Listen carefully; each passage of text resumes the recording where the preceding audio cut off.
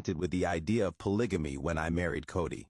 I was in love with my new faith, with the possibilities of love, family, and sisterhood it offered. I imagined that my new sister wife, Mary, would immediately become my best friend. I believed that Cody would have no trouble navigating between us. I was so taken with the storybook notion of happily ever after that I was completely unprepared for the reality that awaited me. Immediately after moving in with Mary and Cody, I began to lose my sense of self. While I never once doubted that I'd made the right decisions in choosing both Cody and my new faith, I struggled to find my way in my new life and lifestyle. When I was young, I lacked self-esteem. I struggled with body image and didn't excel in any particular area in school. As I grew up and graduated from high school, I slowly started to find my way in the world. I realized what was important to me and what I valued. I discovered that I enjoyed working. I knew that in addition to having children, having a career would be one of the things that would matter most to me and bring me a sense of security and happiness. I have always been happiest when I've devoted myself to my work. Although I wasn't sure what career path to follow, human resources, accounting, bookkeeping, I was determined to advance myself in the workplace. Especially when my first marriage failed, working gave me inner strength and confidence. After Cody and I returned from our honeymoon, I moved into the guest bedroom of his and Mary's house. In no time, I came to feel like a guest who had overstayed her welcome. I felt like I'd barged not just into their house but into their marriage. Mary and I went from cordial to frosty overnight. We sniped at each other over the smallest things. When she was younger, Mary had quite an overbearing personality. It was clear I was unable to do anything right, or rather, in a way that suited Mary. I folded Cody's clothes incorrectly. I bought the wrong dish soap and put away the dishes in the wrong places. I learned never, ever to fold Mary's laundry for her, but to leave it in the dryer long after the buzzer signaled that it was done. She made it clear I was disrupting her household. I was raised in a family that believed in keeping the water smooth. I'm a pleaser. I was raised to be non-confrontational, so I caved to Mary on all fronts, many, many times mine, but I just buttoned my lip and did things her way as best as I could. I wanted to tell her off, give her a piece of my. I never felt as if the house was mine in any way. I kept to my bedroom as much as possible. We were all so young then and new to this principle in both theory and practice. I know now that our experience is by no means unusual for young plural families, and that the first year of living the principle is far and away the most difficult. Many couples do not press past this year, but divorce was never a question for us. We were committed to the lifestyle, as difficult and stressful as it may have been. Our main problem was that we all lived under one roof, which never allowed me sufficient alone time with Cody. Cody didn't know how to behave as my husband in Mary's house. When we watched a movie together at night, Cody and Mary would sit together on the couch while I felt left out in the cold. So I learned to separate myself. I began to physically distance myself as much as I could in our very small 3-bedroom mobile home. I didn't spend much time in the common areas, instead setting up my bedroom as my living space. Cody was gone at his sales job from 6:30 in the morning until 10:30 at night, 6 days a week, which made it even more uncomfortable. I would spend time at work, go out to spend time at the family ranch, and then come home and go straight to my room. I continued to pursue my study of Native American arts and crafts and wild plant herbology, both of which were easier to undertake in the rural environment of the family ranch. My mother and Cody's father lived only a half-hour away, so I spent as much time as I could up there. I threw myself into life on the ranch, helping out as much as I could. Working outdoors helped me create an identity for myself outside of the family that I had just joined. It allowed me to clear my head and regain some sense of self.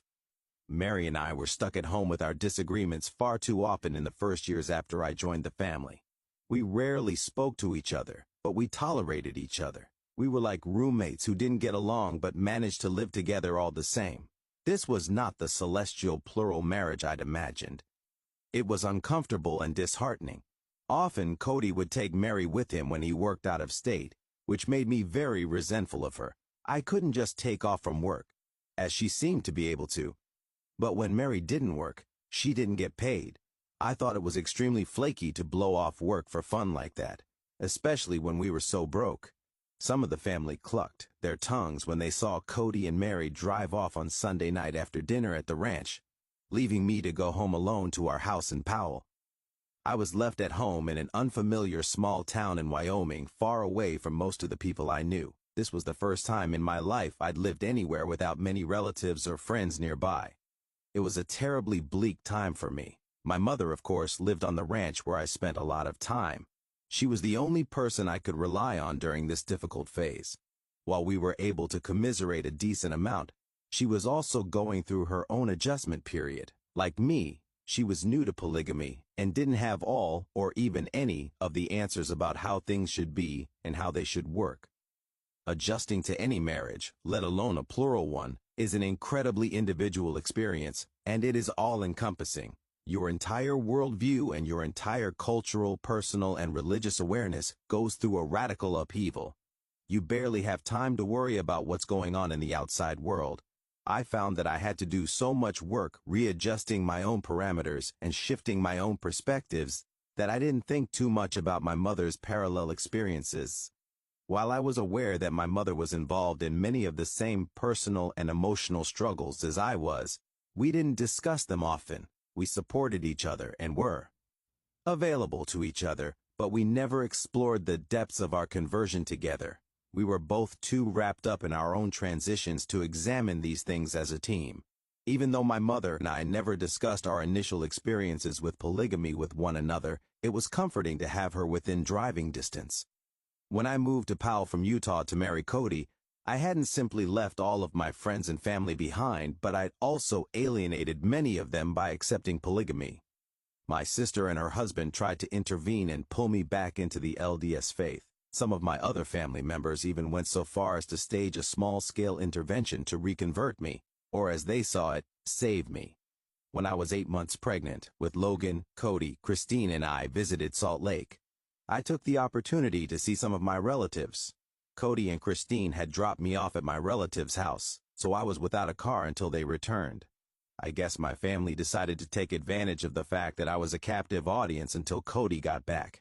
They cornered me in the living room and began hurling Mormon scripture at me.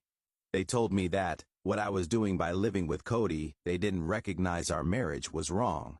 They said that I was giving up my blessings. I was furious and hurt.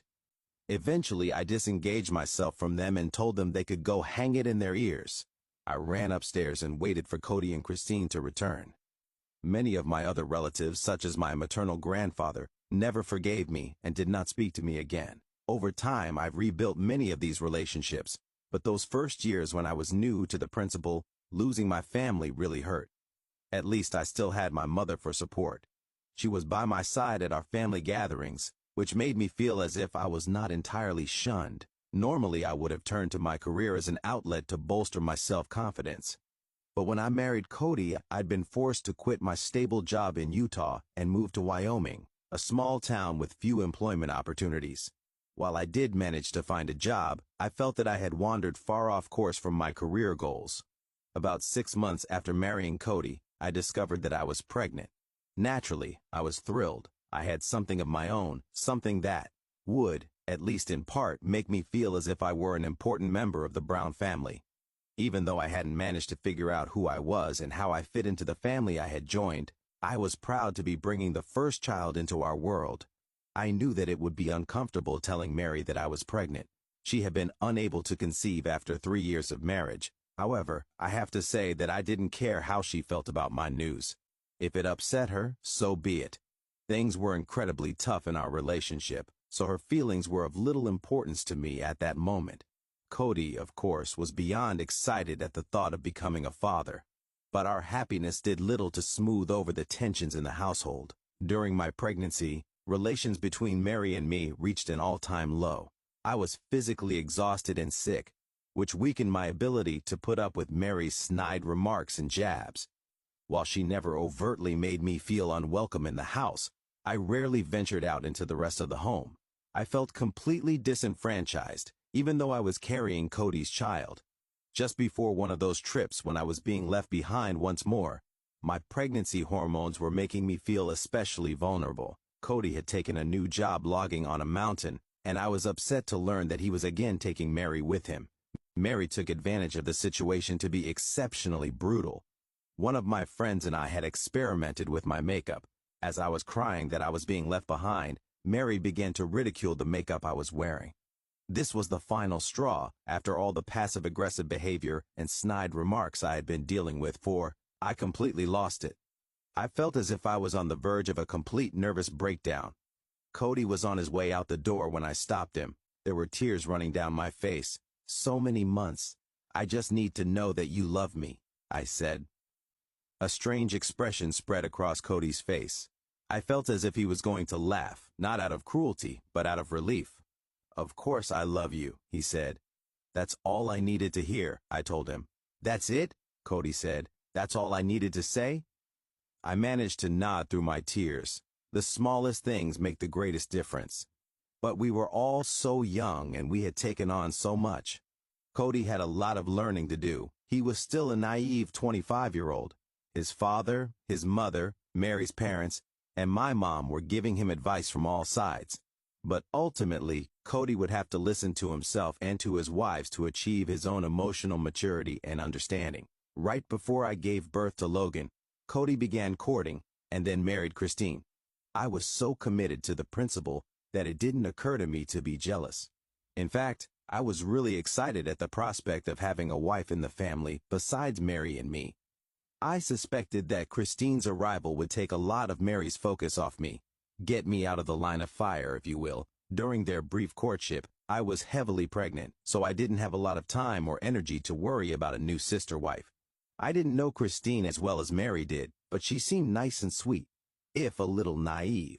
It was clear to me that Christine didn't just want a relationship with Cody. She wanted to join our family, which made me happy. It seemed like she would be a good fit with us.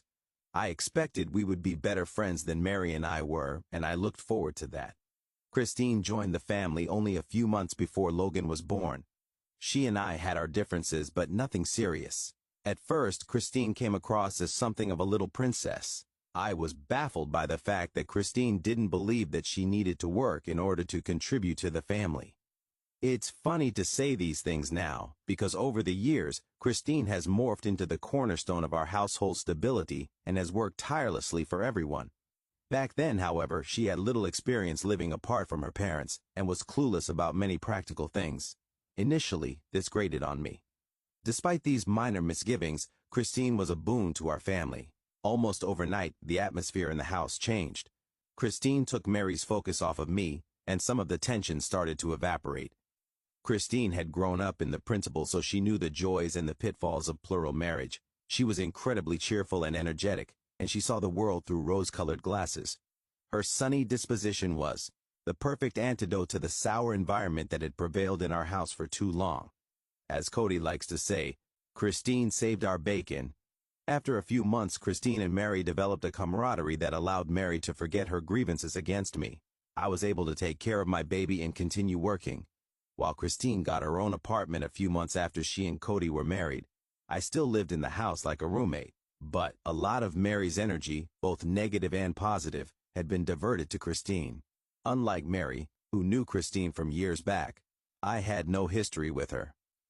Once the dust settled between my sister wives, and they were able to put aside those initial petty jealousies that crop up at the beginning of almost any plural marriage, they spent a lot of time together. They had their own friendship, which I wasn't part of. They would run to the store together or go off on small adventures. I felt as if I was being purposefully excluded. I have always been overly sensitive to exclusion, even if I didn't want to be part of the activity I was being left out of.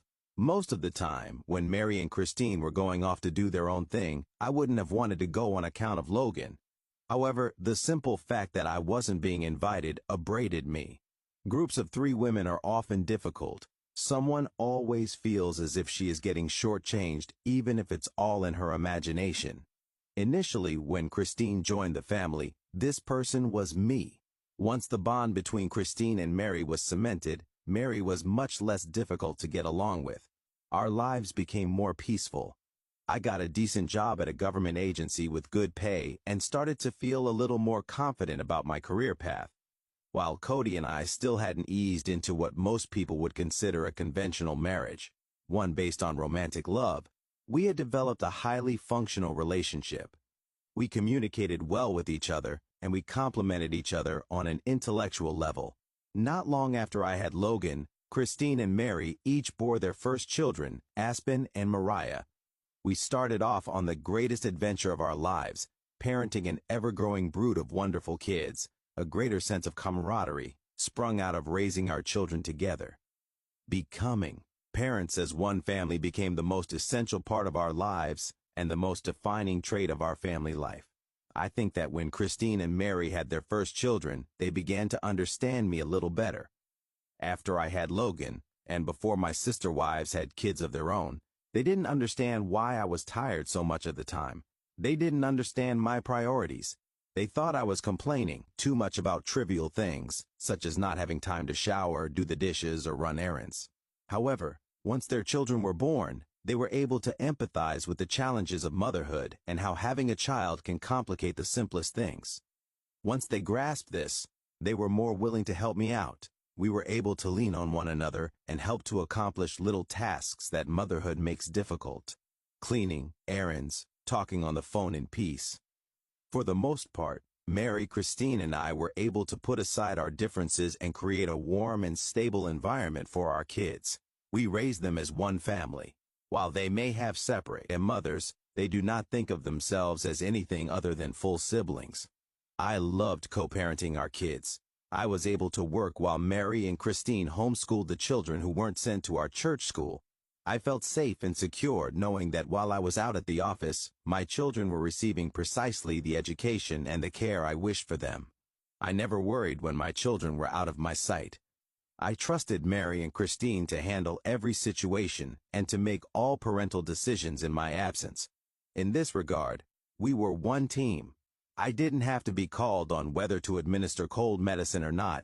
I did not have to be called when Logan hit another one of the children. Christine and Mary handled it the way they knew I would want it handled. It was lovely. When he was little, Logan was a daredevil. He got into everything. He was fearless. One afternoon, Mary had heated up some syrup and placed it in a pitcher on the counter. It was far out of the reach of any of our children. However, somehow Logan managed to rig up a contraption made from several chairs, which he climbed up to get his hands on the pitcher. He was too small to lift the pitcher and brought it crashing down on his head. The syrup scalded his forehead. Mary knew exactly what to do to minimize the burn. By the time I got home from work, there was only a small mark on Logan's face. When you have as many kids as we do, these small traumas are not at all uncommon. Most of the time, when one of my kids got injured, I wouldn't find out about it until I got home from the office. By then, everything would have been taken care of by my sister wives. Whichever child had been hurt would be soothed, and the accident was already a fading memory. My coworkers, most of whom didn't know I was polygamous, never understood why I was able to work late at a moment's notice. I was always at a loss to explain why I was so flexible regarding my home life. They didn't understand why I was never stressed about daycare and grocery shopping, play dates and doctor's appointments for my kids. They couldn't figure out why I didn't need to rush home to fix dinner, or why I never ever discussed what I was cooking. My coworkers thought I had the easiest life imaginable. Some of them even wondered if I was secretly wealthy, if you can imagine that. I didn't explain my situation, but I did hint that I had the best babysitters in the entire world. From the day they were born, my children entered a rich, thriving environment with various outlooks to color the way they see and appreciate the world. For all of their lives, they have had the benefit of 4, now 5 parents who expose them to a wide range of different interests, talents, and opinions. I know it is a cliche to say it, but if it does truly take a village to raise a child, my children have grown up in the best town in America. I'm not good at arts and crafts, and my cooking and baking skills are not anything to boast about. As always, I prefer to lose myself in my work, so my major contribution to the family is financial and practical. Thankfully, my kids never suffered from having a mother who can't sew or bake. There are 3 other wonderful mothers in their lives who are creative and talented in areas in which I'm not, so my children never go without amazing Easter outfits or Halloween costumes. If a birthday party were left up to me, I'd rush off to the supermarket on my way home from work and pick up a sheet cake with greasy blue roses. Thankfully, I have Christine in my family, who usually jumps at the chance to make something homemade. Even though Christine is extremely creative and generous with her time around the house, a lot of the time she flies by the seat of her pants. She's so carefree and silly that she can often overlook the most basic details, such as the need to put gas in the car. I, on the other hand, am a worrier and a planner. I make my sister wives crazy with my plans and my contingency plans and my contingency plans. Although these differences do lead to conflicts, they make our household a fun, dynamic place.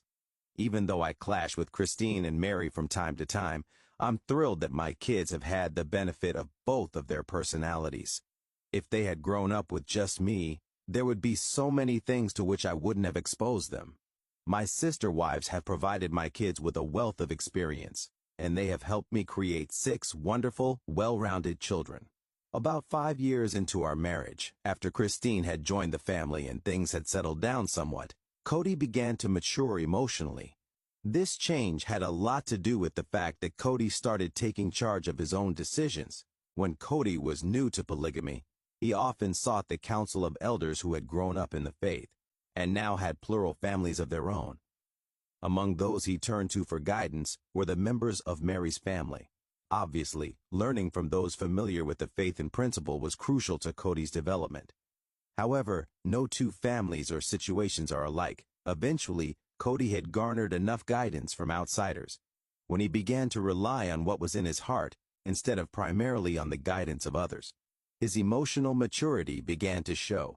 He began to make decisions confidently, and he asserted what he wanted instead of what others told him to want. When this happened, he became a stronger leader in our household. He developed the confidence to take charge and stand on his own 2 feet. While he still had a lot of responsibility with 3 wives and many little kids, he had grown into a profound sensitivity and consideration, the likes of which I've never seen in any other man. I guess having 3 wives and many children taught him how to communicate with us in clear and loving ways, and he discovered how to devote himself to each of his marriages. He burst out of the fog in which he'd been wandering during those first tumultuous years and became the most sensitive and caring husband and parent I could have thought possible. Without his maturation, our lives as one cohesive and coherent family would never have become what they are today. Although Cody had matured significantly and was no longer the naive, spontaneous romantic, with such a large family, we still had trouble making ends meet. For much of the first decade of my marriage, I lived with either Mary or Christine. Our house was crowded, and paying the bills was always a challenge. We never had enough money no matter how hard we worked. This was the main point of contention in any argument I had with Cody. That, and we were practically on top of one another in our small house. There wasn't any room to breathe or think. Cody did the best he could, and I never once doubted his commitment to me or to our children. Whenever I expressed my grievances, Cody would always remind me, "I'm committed. I'm not going anywhere." I knew he never would. He was the one and only stalwart in my life and the best and most hands-on father I'd ever seen. During the 8th year of our marriage, I gave birth to my 5th child, Gabriel. Afterward, I sank into a horrible postpartum depression. I felt overwhelmed by having had so many children in quick succession, and felt seriously depressed at our lack of financial means. I knew I was miserable, but had no idea how to fix the situation. I also had a particularly nasty fight with Mary, one of the worst we'd ever had. I was at my breaking point. I couldn't see my way out of my depression. I told Cody that I was leaving. That night, I got in the car and drove to my mother's house. The next morning, Cody picked me up to run errands with him. While we were driving, he nonchalantly asked me, "So, are you better now?" His failure to understand how low I was felt like a slap in the face. Part of me wanted to scream, and part of me wanted to laugh at his ignorance and his hopefulness that everything had become better overnight. That afternoon, I bundled all the kids into the car and took them to my mom's. I had reached rock bottom. Until this point, the majority of my struggles within my family arose from sharing a living space. For several years, I had had the means to move out and into my own place, if I'd been willing to turn my back on contributing financially to the family, but I wasn't. When we all came into the principle, we looked down on plural families that didn't live together. We believed that living as a unit made us stronger and allowed us to achieve necessary personal and spiritual growth quicker. As we saw it, living under one roof was the only way to do things. We had swallowed this ideal completely. So despite my struggles within the family, I was unwilling to give up on this vision that I'd held on to since I accepted polygamy. However, after that fight with Mary, I'd had enough. My kids and I stayed with my mother for several months until I found my own place. My job paid a decent salary, which allowed me to buy a better car, in addition to my own home. I started to build a life for myself apart from the sisterhood. I wanted my identity as an individual apart from the family, and to achieve that, I needed my own house. I also knew that if I left our shared space, I wouldn't be leaving the marriage or the family. Cody would have done anything he had to in order to keep us all connected, in one house or many. Soon after I got my own house, I made one of the most important decisions of my life. I went back to school and got a degree in accounting. Getting a degree changed my world. I didn't realize how badly I'd wanted to do something like this. I felt personally and intellectually fulfilled. I was also certain that my career would thrive. This sense that I was taking control of my life and my future gave me invaluable self-confidence. While I was living on my own, I was in no way cut off from the family. After a while, Cody began staying at my house on our nights together. I was also determined that my children should not feel separated from their siblings. During the day, I would drive them nearly 30 miles to Christine and Mary, who would provide daycare and homeschooling. On the weekends, we would get together for family meals. Yet the separation did wonders for me. I was able to run my household as I wanted, not as my sister-wife suggested. Before marrying Cody, I had always done the dishes in the morning, leaving my evenings free for relaxation. This habit, which in my mind is certainly not a bad one, drove my sister-wives crazy. They insisted that I clean up at night, which irked me. Things like this may seem trivial, but over the years, small differences can really fester and come to stand for larger issues. But now, on my own, I didn't have to worry about what anyone else thought. I could leave the dishes in the sink overnight as I liked. I could do things as they pleased me. In addition to being able to indulge my housekeeping habits, having my own place allowed me to focus on work and on school. And perhaps because I was so busy, I didn't have time to think about the petty stuff that was the source of so many of my earlier grievances with Mary. We moved on. Mary, Christine, and I each had our own home. We had our own kitchens, always a major source of strife, and could live as we liked without interference or comment from the others. My happiness and my independence allowed Cody and me to enter a new phase in our relationship. I know it sounds silly to say, but after 10 years of marriage, we finally had the time to get to know each other on a more spiritual and intimate level, and to enjoy our moments alone. We became parents so soon into our marriage that we rarely had time to ourselves. When we finally did, it was refreshing and reassuring. I felt that my marriage was stronger than ever. 2 years after I'd established myself in my own house, Cody told me that he was moving the family to Utah. He had found a job for which he wouldn't have to travel. He would be home with his kids every night. Okay, I told him. See you later. No way was I going to give up the peace and independence I had found. I had a great job. I had a great house. I wasn't leaving, and most of all, I wasn't going to live with my sister-wives under one roof again. I worried about what would happen if we all lived together once more. I was stubborn. I stood my ground for almost a year, but soon I started to miss the family, and I knew that my children really missed living closer to their siblings. As I was coming to this realization, Cody told me something that completely changed my mind regarding the move to Utah. He had found a house, a big house with 3 separate apartments, each with its own living quarters, kitchen, living room, and bedrooms. The house had 7 bathrooms. It was a polygamous family's dream. This was all I needed to know. My kids could be reunited with their siblings on a permanent basis. I could be close to the family, yet still have my space. I was delighted by this development. I had been alone for months, and I could no longer deny that I was incredibly lonely. I missed my family. I missed the everyday interactions, the liveliness and the chaos. The fact that we could all live together, yet maintain separate living quarters, felt like a dream come true. And it turned out to be just that. The big house changed everything. We were able to be together as a family in a natural and relaxed way. I had my own space, but my kids had their siblings and the other mothers in the same building. Most important, Cody was going to be home all the time. From the day Logan, our first child, was born, Cody has shown himself to be the best father any child could have hoped for. Now with the new house and his new job, he had the opportunity to see all of his kids on a daily basis. It was magical. The new phase that Cody and I had embarked upon when I moved into my own house only grew sweeter in the big house. I had been so overrun with kids, my job, and my schooling that I had never allowed myself to be emotionally vulnerable to him. Throughout the first years of our relationship, especially when I was feeling unsure of my place in the family, I was determined to prove my self-sufficiency. When I first met Cody, love was only about an intellectual connection and a friendship. I wanted a practical relationship that would provide a happy, stable environment for my children. That was enough for me. I am low maintenance when it comes to all things romantic. I prefer a good conversation and an afternoon spent together in a bookstore than all the hand-holding and sappy sweet talk in the world. Nevertheless, I have a husband who is unbelievably sensitive to my needs and wants. He is intimately engaged with his children. He is the most logical, loving parent I've ever seen. So I'd lucked into the most romantic thing I could have ever dreamed of, an ideal parent with whom I also have an intellectual connection.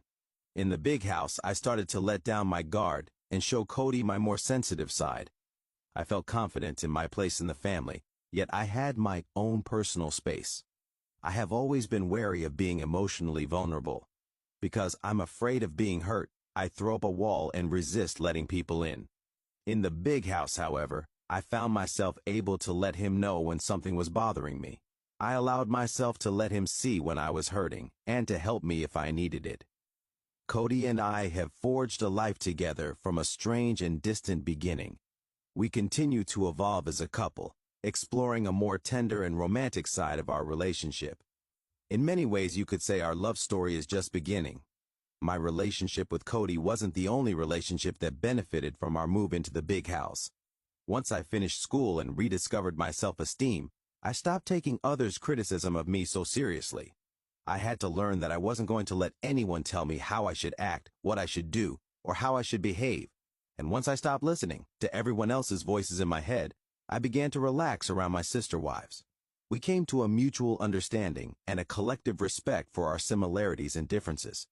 We've done so much growing up together, and like real sisters, we can look back on our collective struggles, our major arguments and silly squabbles, and if not laugh at them, at least shrug them off. Now we can't even remember what half the fights were about. We've shared so much and been through a lot that with a word or a signal we can remind one another of an entire experience or story. We are bonded by our emotional history as well as our collective experiences. Our life together, however, is still a day-by-day process. Every day we all have to check our natural reactions to things and temper them. We have to be careful not to say things to one another in a hurtful manner. Every decision we make has to be grounded in what is best for the entire family as a whole. It's complicated, but it's worth it because we've created something rich and intricate. If I were to lose one of my sister wives or one of her children, I would feel as if I had lost a limb. Although Mary, Christine, and I are very different in our natures, we have grown to share the same values. The family we have now is an amalgam of each of our individual habits. We have all contributed something to the way our family runs. My sister wives have influenced the way I see the world, and I have done the same for them. Some of these changes are moral. We are, among our culture, considered fairly open-minded, almost liberal, and some of these changes are practical. For instance, if one of my sister wives prefers to feed her kids at 7 and the other at 5, we'll adopt 6 as our dinner time. By adapting to and adopting one another's traits, we've developed our own culture. One of the things I had to work on once I moved into the big house with my sister wives was not falling into the pitfall of comparing my relationship with Cody to theirs. Comparison is the death of plural marriage. It leads to debilitating unhappiness. For instance, if I see that one of my sister wives has apples, my instinct is to say that I want apples, even if what I really want is oranges. I have to be true to myself and admit what I want, and not simply want something because my sister wife has it. I can't regress and say, Cody, you love her more because you give her apples, and I don't have apples. Our marriages are individual, and we don't want or need the same things. But awareness of what someone else has in her relationship can cause you to question yours. And this is where the danger lies. Cody is tender with us in different ways. He has different methods of expressing his love. Maybe he leaves notes for one wife, sweet voicemails for another. Or maybe the way of showing his love is by always putting someone's kids to bed. These differences are vital to our lives. They are what make each of our marriages unique and special. Somehow, after 16 years, we had finally arrived at the ideal I'd envisioned when I'd accepted the principle. I was part of a happy, thriving family. We were able to make decisions as a group with a minimum of strife and bruised feelings. We had found our groove. I didn't think that anything could disrupt our flow. I was fairly surprised when Cody came to me one afternoon and told me he was thinking about courting Robin, but the way he handled it left me in awe of his emotional growth. He had learned so much from all the years with Mary, Christine, and me. When Cody began to court Robin, it became clear to me that he finally empathized with the difficulty I'd had coming into the family. He showed that he'd learned from my struggles and was very careful about how slowly he integrated Robin into our lives. He allowed her ample time to get to know each wife and all of our children individually. When they were getting to know each other, before they'd been given permission to court, Cody would bring one of the wives or several of the children down to St. George in southern Utah to spend a weekend with Robin. In doing so, he made sure Robin felt as if she was going to be an important part of our family, and he also let the family know that they were still as important as they'd been before Robin came into the picture. He was very protective of Robin, so that when they eventually married, she would feel as if she already belonged in our midst. Cody and Robin's courtship coincided with a huge development in our lives. After careful consideration and endless family discussions, we decided to participate in a reality TV show about our family. This decision wasn't without complications. After all, there can be consequences when polygamists go public. But these unfamiliar waters certainly complicated Robin's entry into the family. It drew out her courtship with Cody and forced their wedding to be put off for a few extra months.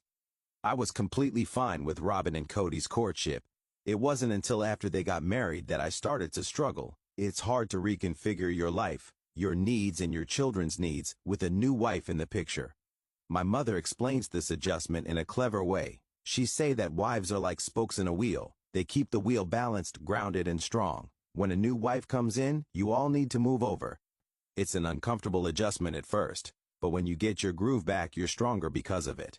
Robin brought 3 children into the family, which was an exciting change. We decided that a good way to integrate our families was to enroll our kids, many of whom had been homeschooled, in a public school along with Robin's kids. There are, of course, some parenting differences between the way we raised our children before Robin arrived and the way Robin brought her kids up. Since Mary, Christine, and I had so many children, we didn't have the time or the space to baby them. If something didn't go their way, tough. Get up, brush yourself off, get on to the next thing. We're not catering to you. Robin coddles her children more, which is certainly understandable given their previously tumultuous home life. So we are learning from her. And she is learning from us. This, like many things in our household, is a work in progress. The most important thing Robin has taught us is how to argue in a more effective and polite manner. With such a chaotic household, there are going to be a lot of family discussions. Sometimes these can become heated and they blow up. Before Robin came into the family, our arguments would often end unresolved with raised voices and slammed doors. Frequently, we were all worse off after a family discussion than before. So from time to time, it seemed worthless to discuss anything at all. Early on in their relationship, Robin and Cody got into an argument. However, through example, Robin showed him how to take the time to talk a problem out and not walk away from it before a comfortable resolution has been reached.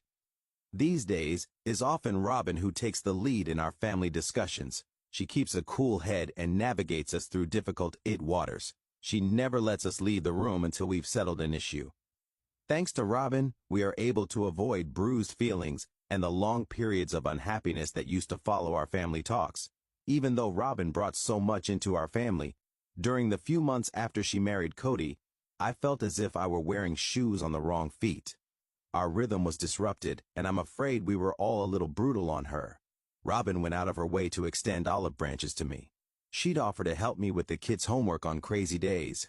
She would pick up little trinkets or knickknacks that symbolized our family and offer them as just because gifts. Robin collects Christmas ornaments, and her first Christmas with the family, she selected unique ornaments to give to each of us. Regardless of Robin's efforts, during the first year, I was unwilling to accept her offers. I was settled in my ways and not open to anything new. Despite my spiritual witness, I found myself kicking against opening myself up to Robin. I was certain she and Cody were destined to be together and that she was an essential part of our family. But I found myself unwilling to make the effort to build a bridge between us. As I learned during my initial months in the principal, just because something appears celestially destined doesn't make it easy.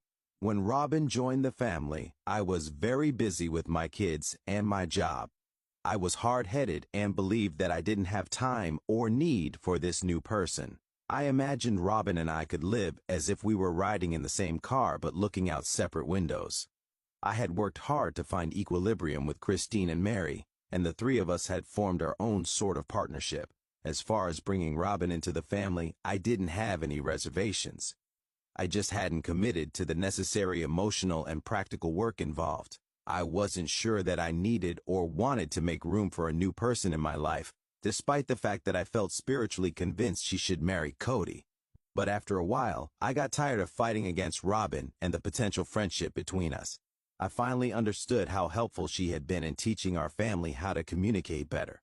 I realized that I was looking for a way to punish Cody and Robin for disrupting my life, and it took way too much time and energy to be angry with this woman who was trying so hard to open up to me. So I started letting her in. We still have a long way to go, but we've begun the journey. I am already starting to see the benefit of developing a relationship with Robin. Before Cody told me that he had met Robin and wanted to court her, I never had any vision of her as part of our lives. I was satisfied with our adult unit of 4. I never saw her coming.